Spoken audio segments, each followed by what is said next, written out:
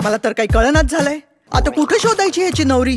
बाबा हो, जेमतेम 20 ते 25 मिनिटं मिळतात बोलायला. राघव, आदिती. त्यातली पहिली 5 मिनिटं जातात हॅलो, काय? नंतरची 5 मिनिटं कम्फर्टेबल होण्यात, हो. उरलेल्या 10 मिनिटात आयुष्यभराची जोडीदार कशी निवडायची मी? लग्नाच्या पिचवर ना मी राहुल द्रविड आहे. सेट व्हायला वेळ लागतो मला. ही कांदे पोह्यांची T20 झेपत नाहीये मला. आणि होम पिच असेल तर म्हणजे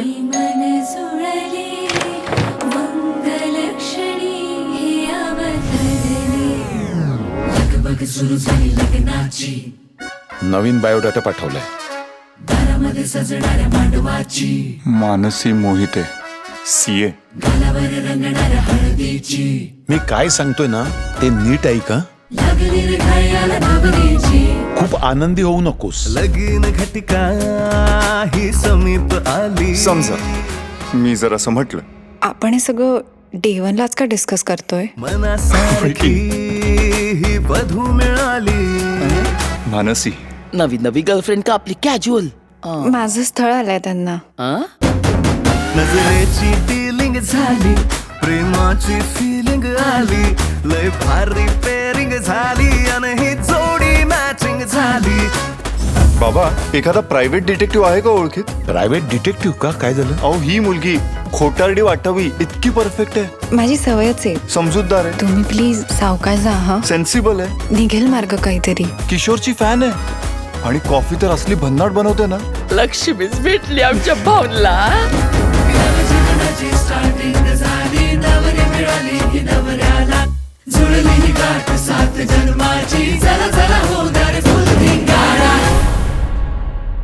मला तर सिरियसली डाऊट यायला लागलाय. सोन्यानं नटलेली, मोत्यानं थटलेली, रूपानं भिजलेली. Congratulations.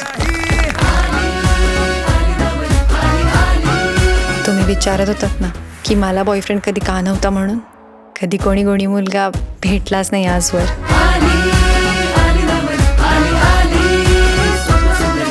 सोन्यानं नटलेली, मोत्यानं थटलेली, रूपानं भिजलेली, बोर बघा ही आली, आली नवरी, आली, आली सुंदर सुंदरी. एक सरप्राईज आहे. बाबा, ही मुलगी मला घरात नकोय. आयुष्यभर सोडा, 1 मिनिट सुद्धा नकोय. या मुलीबरोबर माझं जमणं अशक्य आहे. इम्पॉसिबल. आईची जय हिच्या. ही तर फक्त सुरुवात आहे.